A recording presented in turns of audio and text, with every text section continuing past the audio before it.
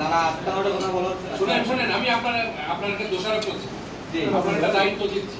বলেন। আপনার সাথে যারা থাকে মাগরিবের পরে আপনি সহ কেউ যেন বাইরে না থাকে না নিশ্চিত। জি স্যার, ইনশাআল্লাহ।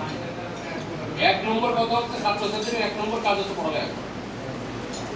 আপনি যতই আন্দোলন করেন, শুনেন আমার কথা শুনেন, খারাপ লাগবে শুনতে। আমি এখন ছাত্রছাত্রীদের লেখাপড়ার কথা শুনলেই সবাই মন খারাপ হয়ে যায়। যতই আন্দোলন করেন আর যাই করেন, দিন শেষে যদি একজন ভালো ডাক্তার এদেশে না থাকে, একজন ভালো ইঞ্জিনিয়ার, একজন ভালো শিক্ষক, একজন সায়েন্টিস্ট না থাকে, কোনো লাভ। ইন্ডিয়া এখন ভিসাও দিচ্ছে না, কদিন পরে দেশের মানুষ বিনা চিকিৎসা মারা যাবে। কারণ আমাদের দেশে ওই লেভেলের ডাক্তারও নেই।